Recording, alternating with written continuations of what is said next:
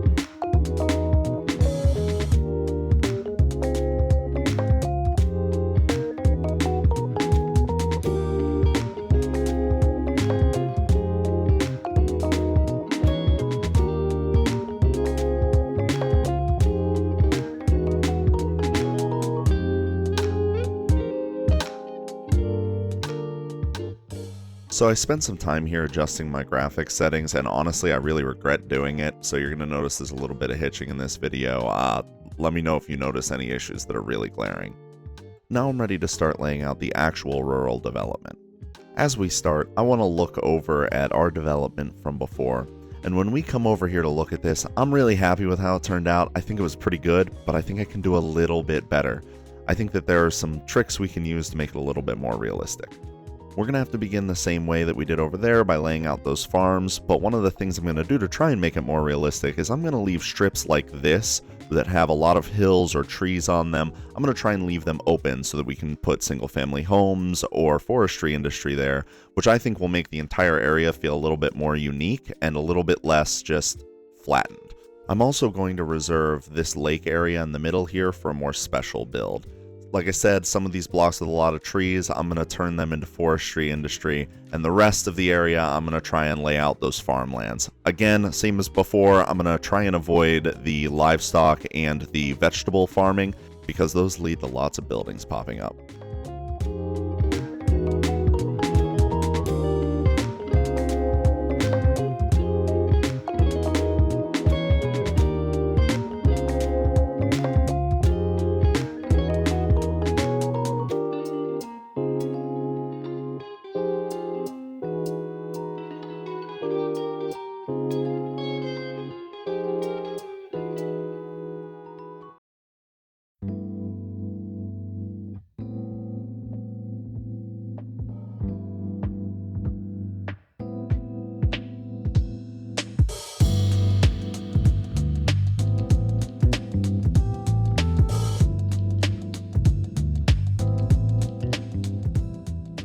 Another thing that I realized is that I have these dirt roads to cover up the private drives for each of these individual farms, so I'm going to take advantage of those too.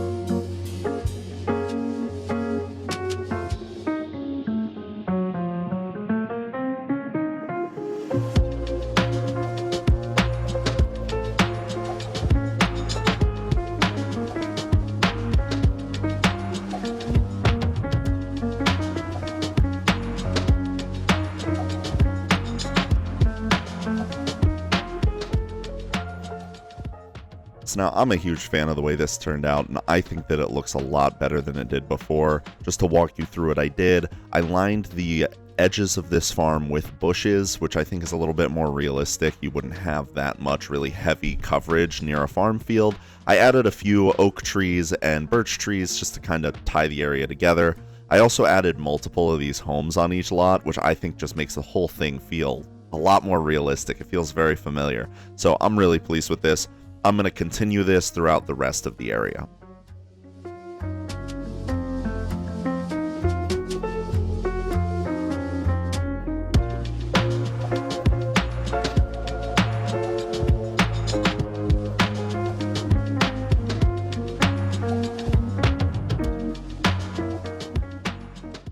Editor Baldy here. Now that I've shown you how each of these is done, I'm not going to make you go through the incredibly boring process of watching me cover the roads or remove the lights. I don't think that adds anything to the video.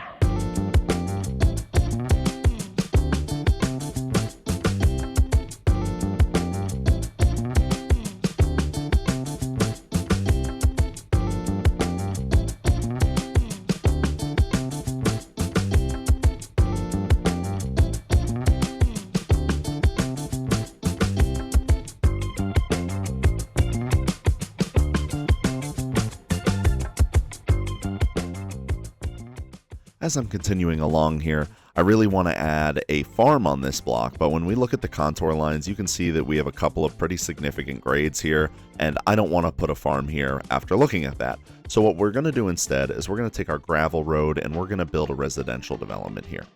I also really want to include an industrial building over here. I want to splice together a couple of these. I still don't have Move It in my playset. I'm not sure when that will pop up again for me. I think I need to go play with it a little bit, but I like the way that these look. I'll lock them all and copy paste the color scheme over, and I think that'll make this a nice little rural industrial development.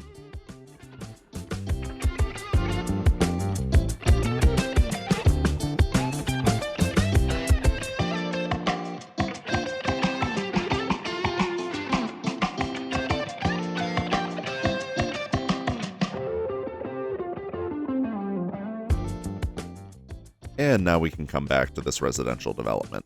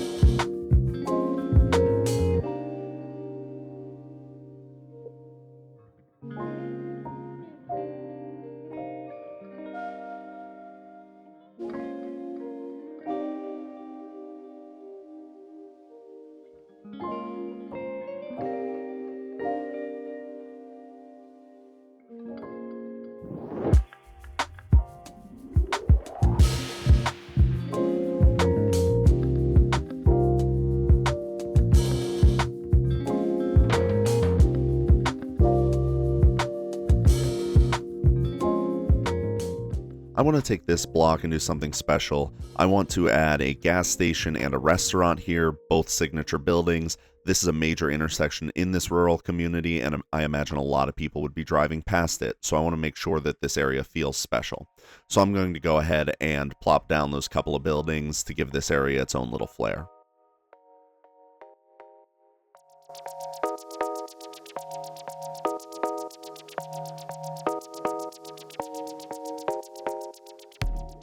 Oh, looks like somebody forgot to hook up water and power here.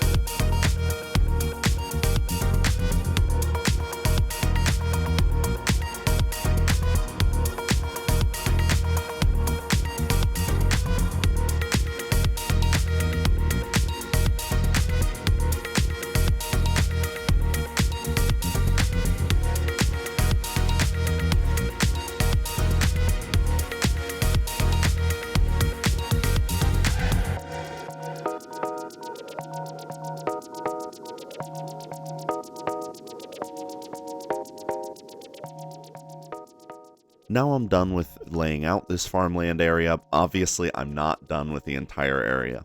The first thing I want to do here is go through and cover up any of our minor roads with this gravel masking that I have here. Ooh.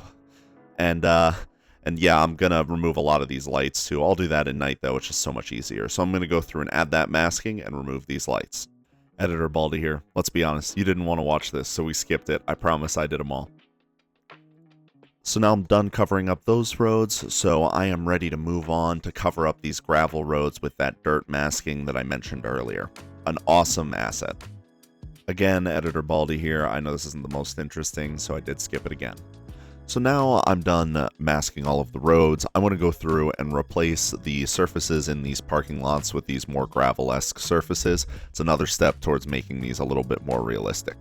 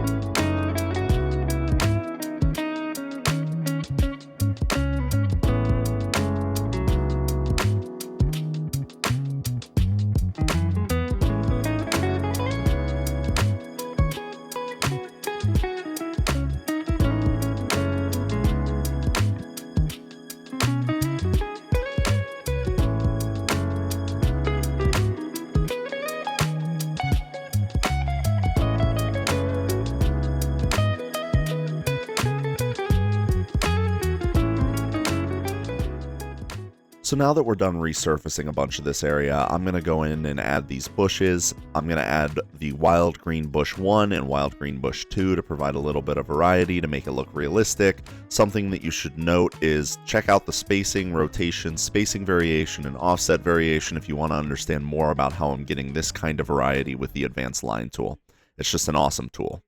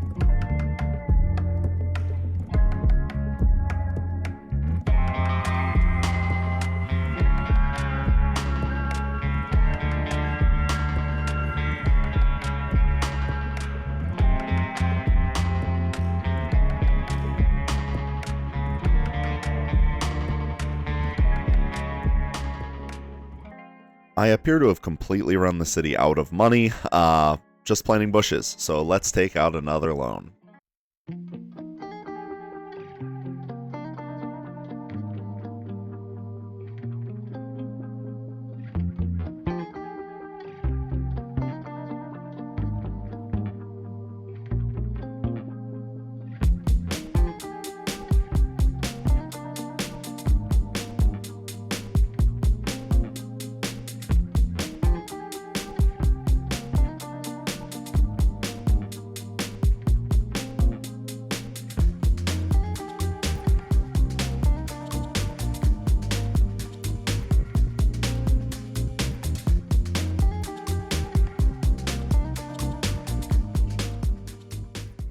Now that I'm done placing all the bushes, I'm going to move on to this lake area. I'm going to place a bunch of signature building single-family homes and a hotel here to try and spruce it up a little bit.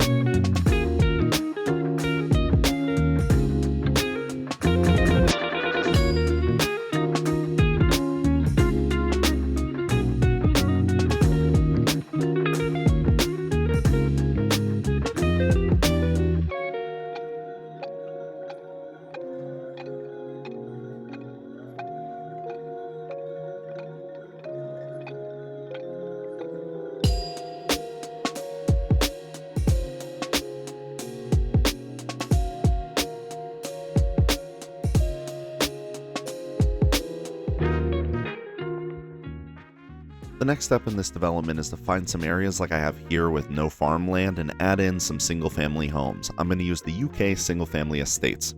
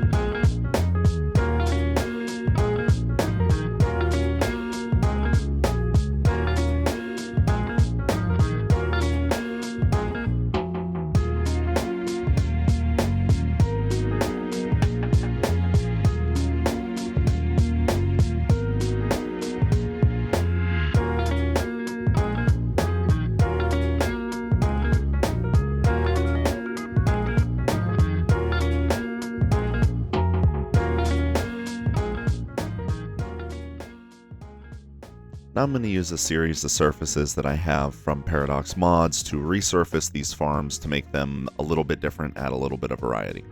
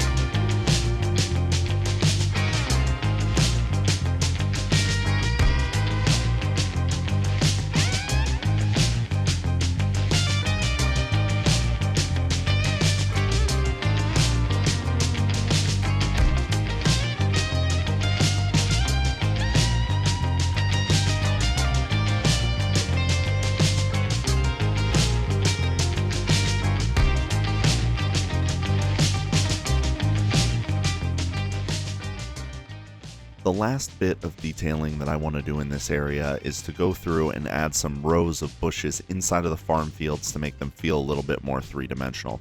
For those of you that watched the last episode, you'll know that this is kind of a rehashing of what I did there.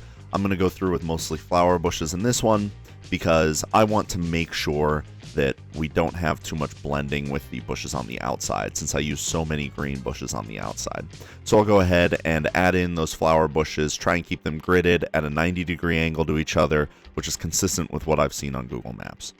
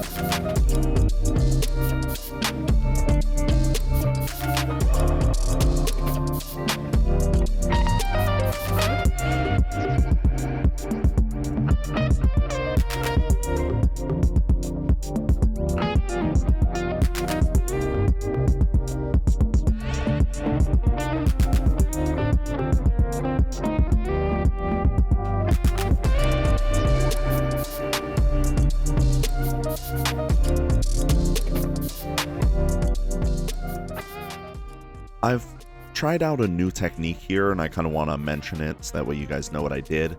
So in this area here, I added this row of mixed bushes, and I think that it really makes the field feel more realistic breaking it up like that. I had seen those in real life while I was driving around, and I found that this kind of makes these farms feel a little bit better. So for these farms with no bushes, with that single surface, I'm going to go through and try to break them up using that same method. Hopefully that feels pretty good. I'm not really sure what to expect, so we'll give it a try and we'll go from there.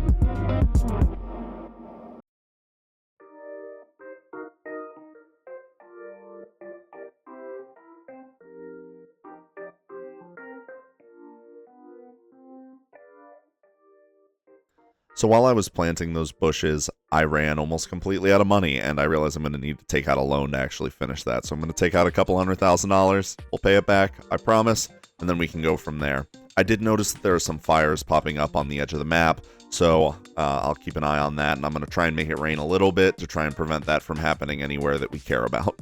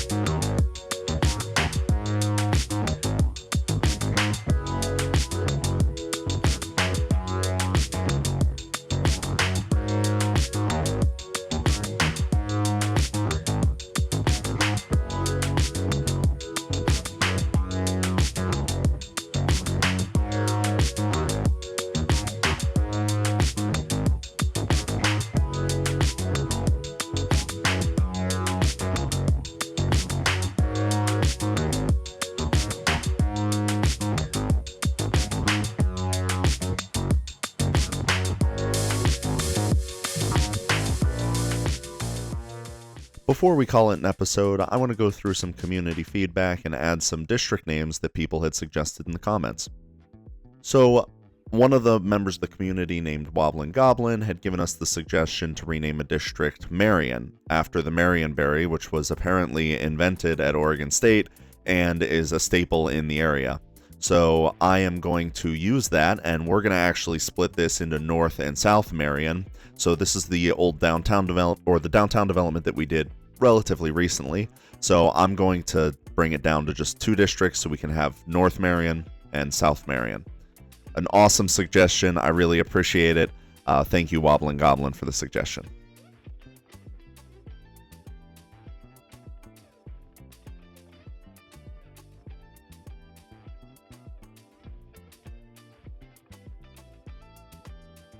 So thank you again to Wobbling Goblin. Love the idea, and Wobbling Goblin gave me a few other ideas that you're going to see show up in later videos, so that's not going to be the last time you all hear that name.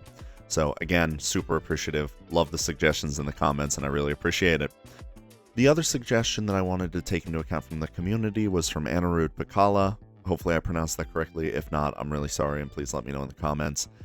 They suggested that we name one of our districts Jubilee Hills. Originally, that was when we built Brightwater Hills and Moonlight Grove, but I think that that naming suggestion makes a lot more sense in Mountain View, so we're going to name Mountain View Jubilee Hills instead.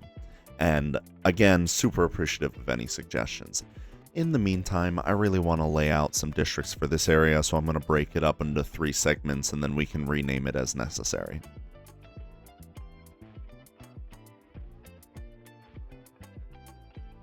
And Barlow Hills is a great name for a rural area like this. The next area that I'm going to lay out is the area including these lakes. I want to name that one Mammoth Lake because I think that lake is kind of shaped like a mammoth.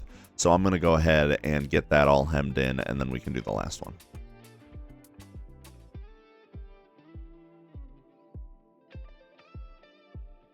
And now we're going to go ahead and hem in this last one. If you have suggestions for this one or Barlow Mills, please let me know down in the comments. Like I said, anything that was not named by a member of the community is up for grabs, and I would love to be implementing those suggestions in our city. So be sure to let me know. Let's see. And Hemlock Corner's good enough, so that's fine. I'm all done with naming, pleased with the way that those names turned out. I think that works for now, but again, would love some more suggestions from you guys. Now, I think we're done developing up this rural area, and I have to say, I am really pleased with how it turned out. I know that I did 2 of these back to back, so if you're watching this one after watching the other one, I appreciate you watching through all the way to the end. There's one other thing that I did here at the end that I wanted to note, was I went through and I cleared out these paths for tractors to go through each of these rows of bushes. I don't know that I know they're not going to use it, but I really thought that it made sense to have them, so I added them nonetheless. So that'll make the entire field accessible to the main building, and I think that that will make everything a little bit more reasonable and realistic. I am going to go ahead and record some outro visuals for the short and for the end of this video. But like I said, if you stuck with me, I know this one's going to be long. I've already edited a big chunk of it, so I really appreciate you sticking through the whole thing and sticking through 2 in a row if you watched the other one. I promise the next one we're going to do something different at long last. In the next video, we're finally going to connect up Old Town to our highway so we can go ahead and connect from here to the highway, build an interchange, and then we're also going to build a small fishing village along this bay here, which I'm just so excited for. That's a comment I had gotten in the past, and I'm really excited to kind of execute that. Again, I really appreciate you sticking with me. Be sure to like and subscribe, and I will see you in the next one. Bye-bye.